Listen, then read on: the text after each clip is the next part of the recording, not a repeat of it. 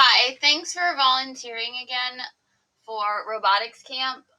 In the email, I have a link to the old software version and the new one. If you want to download and play with it, you can, but a lot of information will come from this website. So this website has a basics about all of the lessons, and you can see PowerPoints and stuff. So where it says program your lessons, you have beginner, intermediate, and advanced. We really are pretty much the beginner stages. Some will go to intermediate. But building a base robot, there's robot design pages, but I think I've linked in the email our basic design. It's the very basic design that comes with the kit. If you're familiar with building with Legos, you are fine. That's the directions that we're using. Introduction to the brick and software. So you have the EV3G slides. EV3G slides are the slides for the old version, but the brick is still the same. So how to operate the brick, all of these directions are still the same. Port, sensor, motors. This is where things get different. So EV3 software is a software that I'm about 99% sure we're using at this point. And this walks you through how to orientation of the software. And then if we do end up using the other one, that would be the classroom scratch slides, which again, operating the brick is the same, but this is where it gets a little bit different. So you can see these are block based, and it's vertical programming versus horizontal programming as the other one is. So port view, common brick issues, moving straight, pseudocode. We work a lot with the kids on pseudocode, like verbalizing what you want your robot to do before you actually program your robot. We don't do any writing stuff down. Some kids will take notes. We don't hand them worksheets or anything like that. Again, this is just supposed to be fun.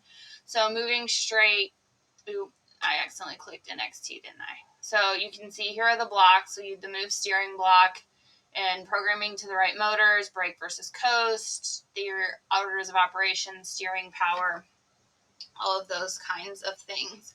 So these are just quick tutorials on how to program the robot, so you can go through and get the basics of how to do that. I've also included pause. Okay, I've also included in the email a link to this YouTube video that explains the table game. So we will have two tables that look like this.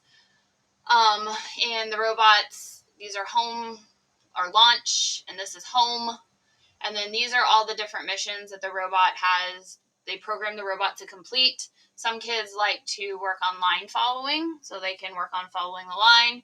Some, it's just move forward, do something, go backwards. It's alignment, it's measurement, those kinds of things, trial and error. But again, working with the pseudocode, getting them to verbalize ahead of time, this is what I want my robot to do. And then how do you get to go from what you want it to do to actually executing it is important. I always work with the philosophy of if it does it 3 times in a row without any errors, then we count it as a successful mission and programmed, and then they move on to the next one.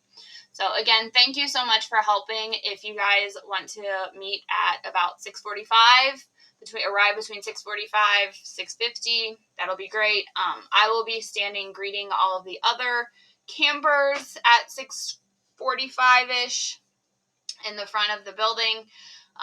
So look forward to seeing you on Monday. Thanks again so much for helping. Or Tuesday or Wednesday, whatever day you are coming. Thank you so much.